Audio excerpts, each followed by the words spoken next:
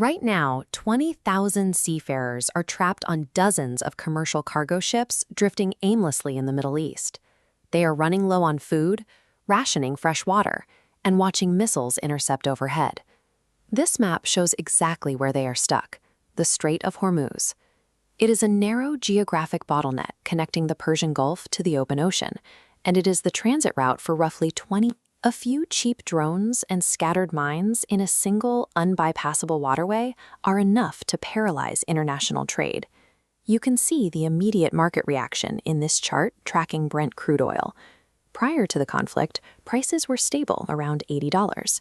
Following the initial strikes, that line shot up 83%, peaking past $146 a barrel. But the real bottleneck is war risk insurance, a specialized policy required for ships entering conflict zones. In peacetime, that premium is a fraction of a percent. By early May, it spiked to 3%. For a standard crude carrier, that is a sudden $7.5 million fee. Shipowners simply couldn't afford it. As insurance costs shot up, transit dropped to zero. 20 million barrels vanished overnight. The damage bypassed borders entirely. Australia is scrambling to buy jet fuel on the spot market to prevent nationwide petrol lines, while countries across Africa are facing surging inflation and threats to basic food security. A localized naval standoff in the Persian Gulf became a direct attack on the supply chains and household budgets of uninvolved nations far away. On May 3rd, President Trump announced Project Freedom. He described the mission as a humanitarian gesture intended to extract the 20,000 seafarers caught in the crossfire of the Middle Eastern conflict. Usually, a navy would just escort the stranded ships out, but tethering a U.S. warship directly to a massive, slow-moving commercial tanker practically paints a target on it for Iranian fire. To avoid triggering a regional war, CENTCOM changed their terminology. The U.S. military made it clear they are not providing an escort; instead, they are acting as a guide. Instead of riding right alongside the tankers, the military uses unmanned drones to sweep for naval mines ahead of the fleet.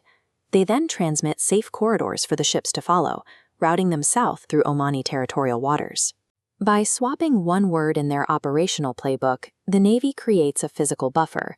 They mitigate the risk of a kinetic shootout while still executing the physical extraction of the commercial fleet. To solve the paralyzed insurance market, the U.S. government stepped in to act as the reinsurer of last resort, providing the financial guarantees necessary for the shipowners to finally move their vessels. But backing up that financial promise requires an immense level of conventional firepower. The Navy deploy an enormous surface fleet, including carrier strike groups, to sit at a distance and deter any direct attacks on those exit corridors. Iran's response was swift.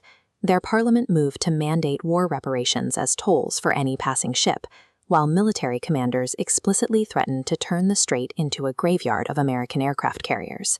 Project Freedom forces multi-billion-dollar U.S. military assets into a tight, highly restrictive defensive posture, constantly scanning for cheap, expendable suicide drones. While the Navy extracts ships in the Gulf, the actual path out of the war runs through Pakistan, which is currently acting as the primary mediator between Washington and Tehran. The negotiations are deadlocked. Iran has submitted a 14-point plan demanding an immediate end to hostilities. The U.S. is using the pressure of the naval operation to demand Iran verifiably renounce its nuclear weapons program before sanctions are lifted. 3 resolutions remain. First, diplomatic. The strait reopens, Iran pauses enrichment, and oil settles at $90. Second, stalemate. Talks fail, keeping the waterway hazardous and markets volatile. Third, miscalculation. A ship hits a mine, triggering retaliation. Oil surges past $150, causing severe recession. Project Freedom demonstrates that a single geographic choke point can now dictate the domestic fuel prices of nations on the other side of the planet.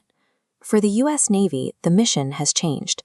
Securing these trade routes now requires managing insurance premiums and technical mine clearing just as much as traditional naval power.